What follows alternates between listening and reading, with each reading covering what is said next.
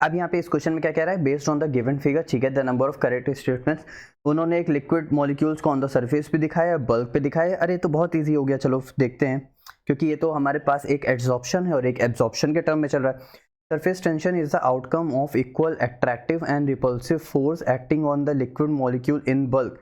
अच्छा, मतलब कह रहा है जो सरफेस टेंशन है, पहली बात, अच्छा पता है सरफेस टेंशन क्या होती है? जो सरफेस टेंशन होती है वो सिर्फ और सिर्फ सरफेस के मॉलिक्यूल पे लगती है। इसका बहुत इजी एग्जांपल है कि अगर हमारे पास कोई चाय का कप है, ठीक है, और उसमें चाय है, ठीक, अब उस चाय पे ऊपर जब जैसे ही मलाई पड़ती है तो तुम देखते हो, जब भी कोई, इतना समझो, जब भी कोई चीज़ ठंडी हो रही होती है तो वो सिकुड़ के अपने पास सारी चीज़ों कर लेती है, तो वो जो श्रिंक हो जाता है, और श्रिंक होने पे जो एक लेयर फॉर्म करती है उसको हम लोग, वो जो लेयर जो फॉर्म होती है किसकी मदद से? सरफेस टेंशन की मदद से फॉर्म होती है। इतनी बात क्लियर? अच्छा ठीक है, अब सरफेस टेंशन की बात कर रहे हैं यहाँ पे, तो जो उसके आउटकम की हम लोग बात करेंगे वो एक्टिव की बात कर रहा है, रिपल्सिव और अट्रैक्टिव फोर्स दोनों की बात कर रहा है, जो कि लिक्विड के बल्क की बात कर रहा है। अब तुमको क्या लग रहा है वो बल्क पे है? नहीं, सरफेस टेंशन तो हमेशा कहाँ लगती है? सरफेस टेंशन हमेशा यहाँ पे हमारे ऊपर सरफेस के मॉलिक्यूल्स पे लगती है। सरफेस के मॉलिक्यूल्स पे लगेगी तो इसका मतलब वो बल्क की तो बात ही नहीं कर रहा है। जब बल्क की बात नहीं हो रही है तो इसका मतलब पहला वाला आंसर क्या हो गया? गलत हो गया।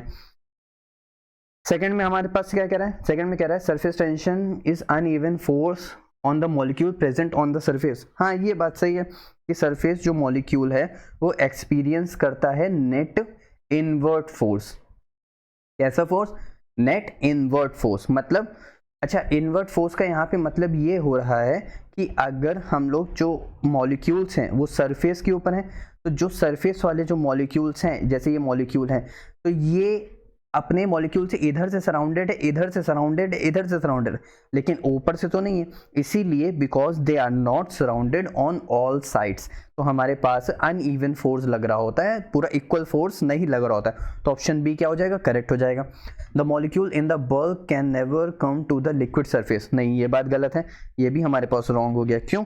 क्योंकि मॉलिक्यूल्स फ्रॉम द बल्क की बात कर रहे हैं, ठीक, can move to the surface, can move to the surface, और इसी को हम लोग वाइस वर्सा भी बोल सकते हैं। क्या?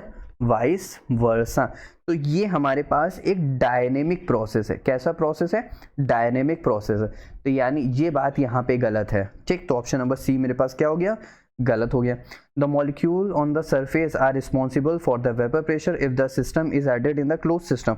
अच्छा, तो ये तुम्हारे अकॉर्डिंग बताओ क्या होना चाहिए? कह रहा है मॉलिक्यूल ऑन द सरफेस की बात कर रहा है, पहली बात वो वेपर प्रेशर फॉर्म कर रहे हैं, लेकिन अगर if the system is closed है, भाई ये बात सही है, एकदम करेक्ट है। भाई अगर एक बार बताओ, जो मॉलिक्यूल जो सरफेस में है, हम उनको नीचे से हीट कर रहे हैं तो उड़ के वेपर प्रेशर में निकल जाएंगे, यानी उनकी स्केपिंग टेंडेंसी बढ़ जाएगी।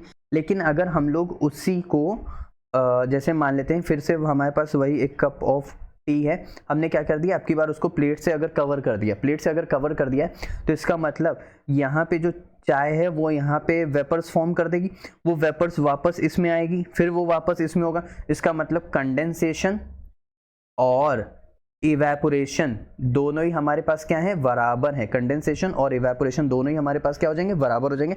यानी यहाँ पे क्या रीच कर जाएगा? इक्विलिब्रियम रीच कर जाएगा। इसका मतलब हमारे पास ऑप्शन नंबर डी क्या हो जाएगा? करेक्ट हो जाएगा। तो option number B and D, B D क्या है? करेक्ट है।